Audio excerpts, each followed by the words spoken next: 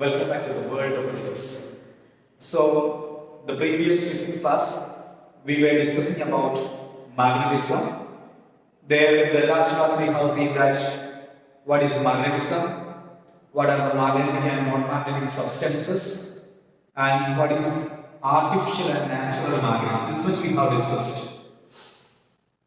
When we were discussing about artificial magnets, I said that artificial magnets are made up of human being.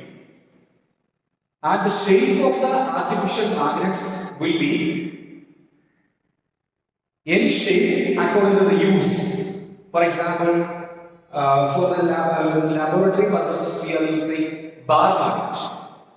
Bar magnet means a magnet which is having a rectangular shape. They are called bar magnets. Okay, and you are familiar with the doorbells, no? Calling bells are there. Earlier the calling bells was also working behind that. Inside the calling bell there will be a magnet will be there. That magnet was in U shape. Okay, that magnet was in U shape. Okay, so this is called the U-shaped magnet or horseshoe magnet. A U-shaped magnet or a horseshoe magnet. And as I said yesterday, in the speakers and all, you can see that behind the speaker there will be a magnet which is in circular shape. Circular shape magnets are also there. So these are the main three types of magnet normally we are using. And this circular shape magnet is also called a ring magnet.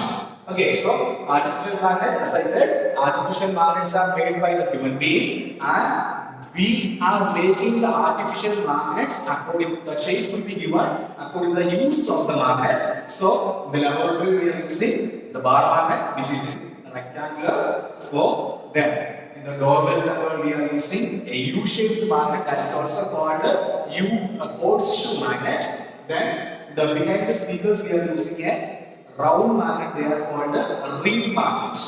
These are the different types of artificial magnets. And today we are entering into the properties of magnet. The properties of magnet. Already we know, we all are familiar with the magnets and we already know what are the properties. But again, we have to define something. So we are going to discuss about properties of magnet, and today we are going to discuss about three properties of magnet.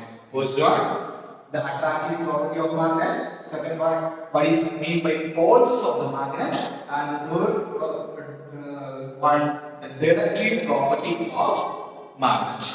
So first one, we are going to discuss about the attractive property. The attractive property. So what do you mean by attractive property of a magnet? I think you remember what is magnetism. We have defined the property of a magnet by which it is attracting the magnetic substances towards the magnet is called magnetism. So we can say that the attractive property means what? The property of the magnet or the power of the magnet to attract magnetic materials towards it is called attractive property of matter, the magnet.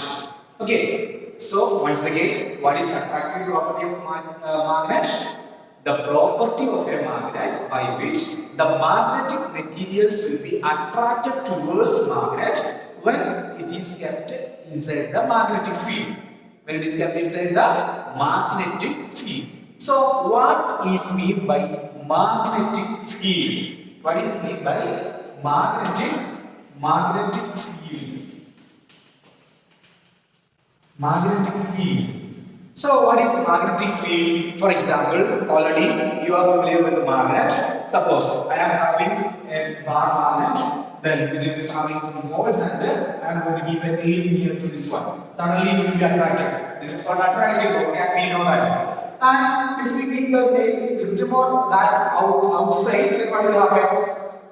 Very suddenly it will not be attracted. We have to just shake it or we have to make the magnet a little more closer. And if we keep the tail very far away somewhere else, then what will happen? It is not attracted. Okay, so magnet is having a force. Magnet is having a force of attraction, and that is called magnetic force. Magnetic force. So around the magnet, whether it is a natural magnet or artificial magnet, in artificial magnet can be a bar magnet, it can be a U-shaped magnet, or it can be a ring-shaped magnet, whatever.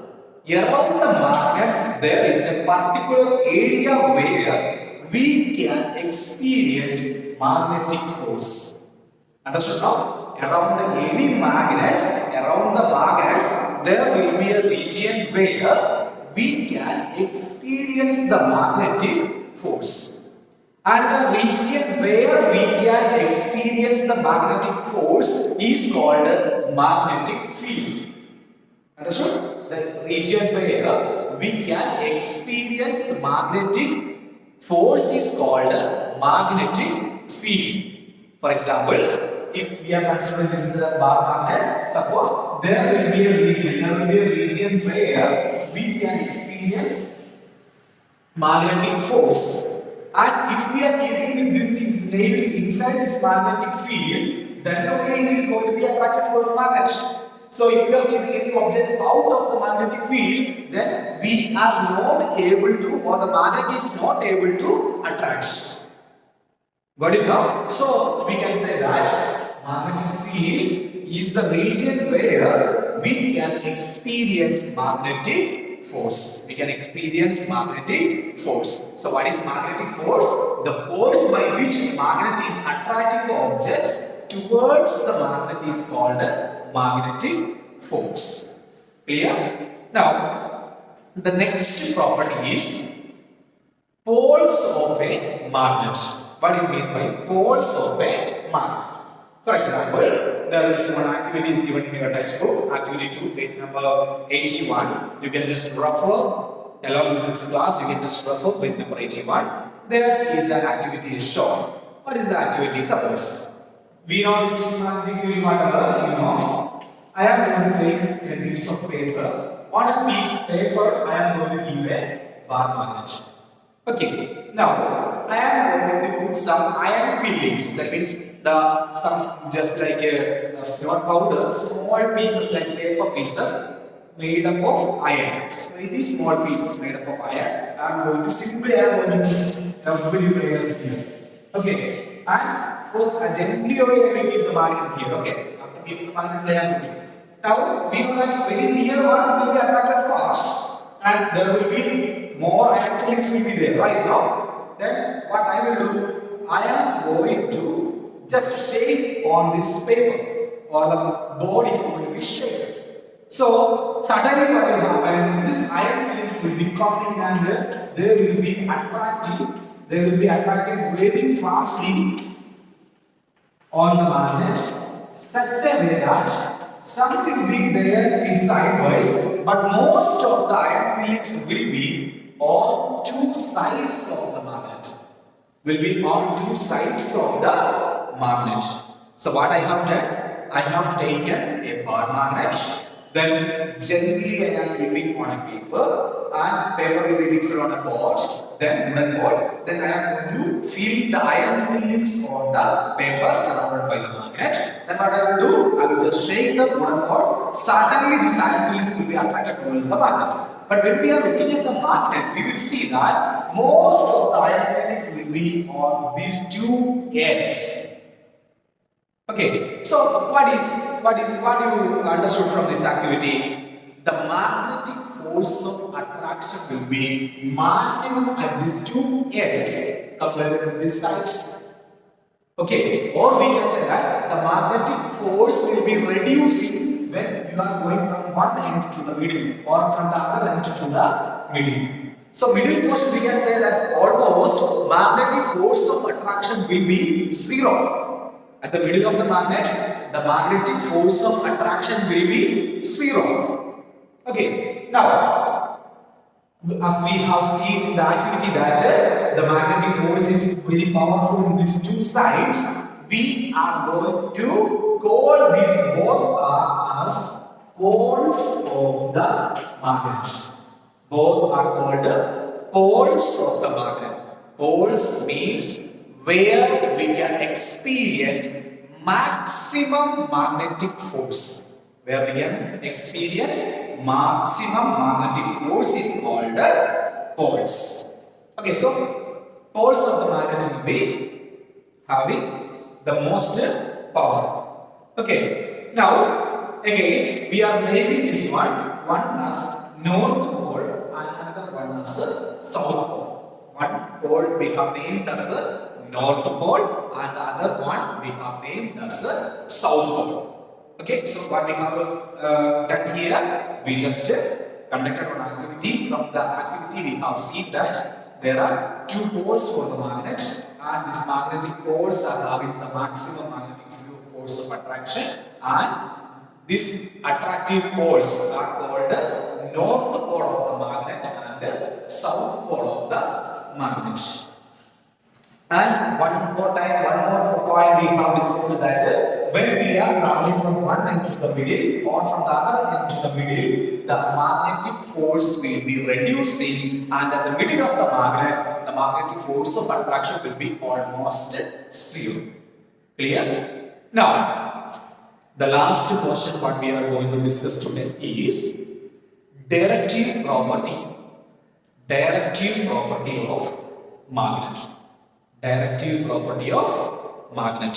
So when we were discussing yesterday's class or the previous class of this physics or the magnetism, the first part, I said that they have found the belief that people have found magnets, natural magnets, and they have called them as magnetite or lodestone or leading stone. I have said. So on that time I said that when we are taking a magnet and if you freely suspend, even if natural magnet means a piece of rock piece, magnetic piece, if you suspend, one end will be always pointing at a particular direction, and because of that particular direction, people used to travel. So this is called directive property. What is given? A freely suspended bar magnet or any magnet always points the geographical north-south direction. Always points towards the geographical north-south direction. North-south direction will be pointed. Okay, so what is the directive property? A freely suspended magnet will be always lying in north-south direction, geographical north-south direction, and this is known as directive property of magnet. This is known as directive property of magnet. So there is one activity on page number 82, activity 3. That means we are going to take a stand. On a stand we are going to suspend a bar magnet.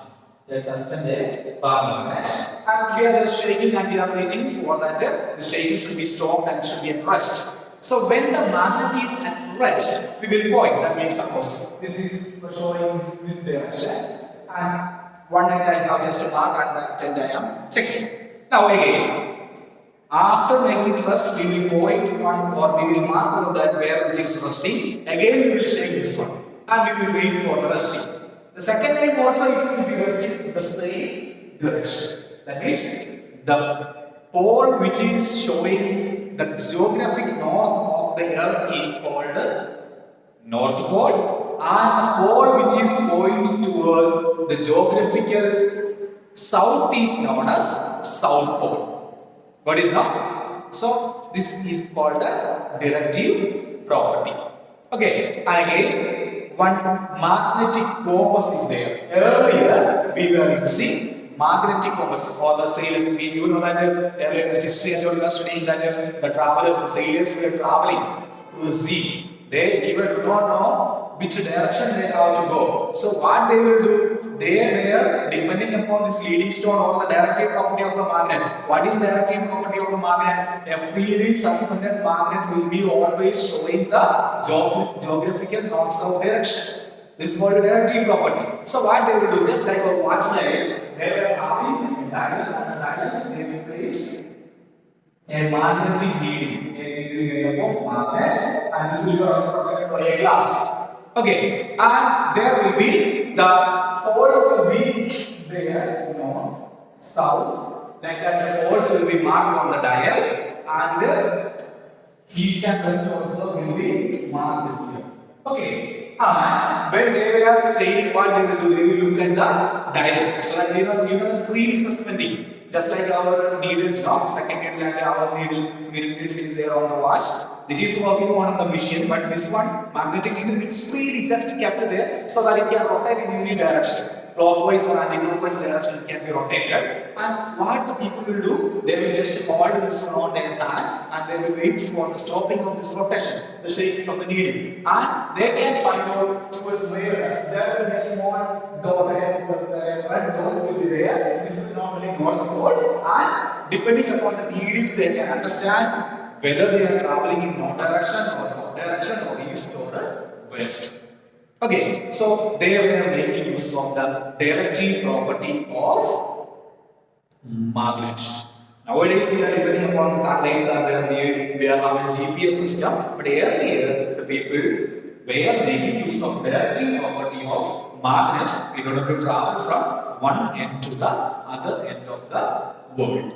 Okay, and in between there are some direction will be there. This will be the northwest direction, this will be the southwest direction, this will be the east-south direction, this will be the northeast direction. So in between also directions are there that they can find. So this is about our portion today. So what we have discussed, we have seen about different shapes of magnet, we have named it, then we have seen about the properties of magnet, attractive property, that means the magnets are able to attract the material towards them. This is called attractive property. Poles of the magnet is having two ends which is having much more power. So from the activity it is clear, and they are called the poles. The pole which is showing the geographic north is called the north pole, and the pole which is showing the geographic south is called the south pole. And we have seen about the active property, and we have defined magnetic force, the force by which magnet is attracting the materials towards it is called the magnetic force. And what is magnetic field? The area where we can experience magnetic force is called the magnetic field. Okay, so what you have to do? You have to just make a brief note of on a rough paper. So you can just make a brief note of properties of magnet, attractive property, poles of the magnet, and the directive property. Okay, so you have to just note it down on a rough paper.